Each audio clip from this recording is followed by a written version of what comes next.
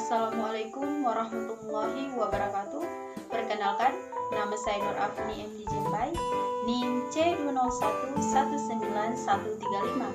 Saya akan mereview salah satu tokoh ekonomi di Indonesia, yaitu Bapak Dr. Andus Muhammad Hatta, atau yang lebih kita kenal sebagai Bung Hatta. Guna untuk memenuhi tugas mata kuliah Bahasa Indonesia, dosen pengampu Rudianto SPD MPD. Dr. Andus Muhammad Hatta, atau lebih kita kenal dengan nama Bung Hatta, adalah Wakil Presiden pertama Republik Indonesia. Beliau dikenal sebagai pejuang kemerdekaan, organisatoris, aktivis partai politik, negarawan, proklamator. Tidak hanya itu, beliau juga merupakan tokoh ekonomi, termasuk pelopor koperasi yang membuatnya dijuluki sebagai Bapak Koperasi Indonesia. Bung Hatta lahir di Fort de Koe, Hindia Belanda, 12 Agustus 1902. Beliau adalah anak dari pasangan Muhammad Jamil dan Siti Saleha yang berasal dari Minangkabau. Beliau mengenyam di sekolah swasta dan sempat berpindah-pindah. Beliau juga sempat belajar agama dari seorang ulama pelopor pembaruan Islam dari Minangkabau pada awal abad ke-20, Muhammad Jamil Jambek serta Abdullah Ahmad dan beberapa ulama lainnya.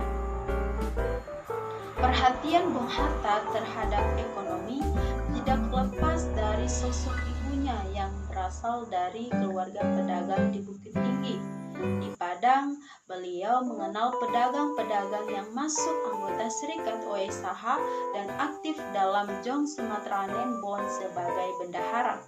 Pada masa remajanya, Bung Hatta pergi dari Minang dan melanjutkan studi ke Sekolah Tinggi Dagang Prince Henry School, Batavia sejak 1919 hingga 1921. Di sana beliau menjabat sebagai bendahara di Jakarta.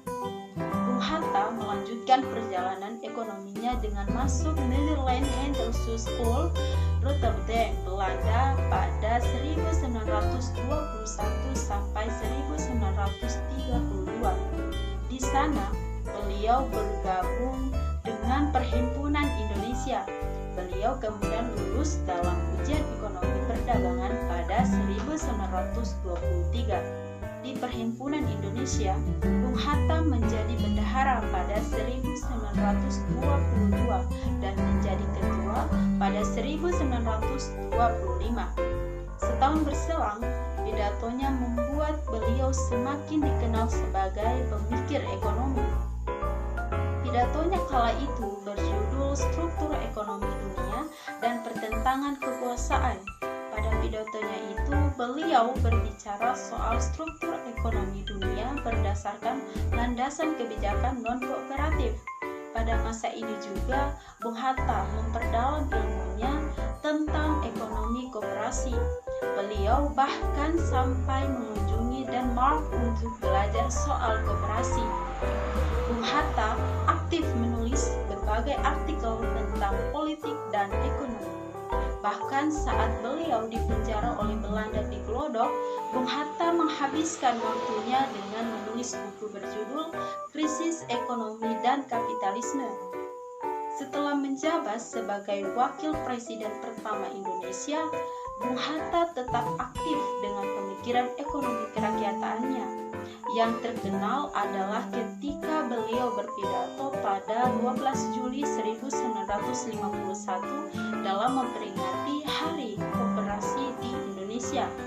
Selama 5 hari 2 tahun kemudian, beliau diangkat sebagai Bapak Koperasi Indonesia pada Kongres Koperasi di Bandung. Pemikirannya tentang koperasi tertuang dalam buku berjudul Membangun Koperasi dan Koperasi Membangun pada tahun 1971. Itulah biografi nama tokoh ekonomi di Indonesia, yaitu Bapak Dr. Andus Muhammad Hatta. Sekian, wallahu muwaffiq ila aqwamit thariq. Wassalamualaikum warahmatullahi wabarakatuh.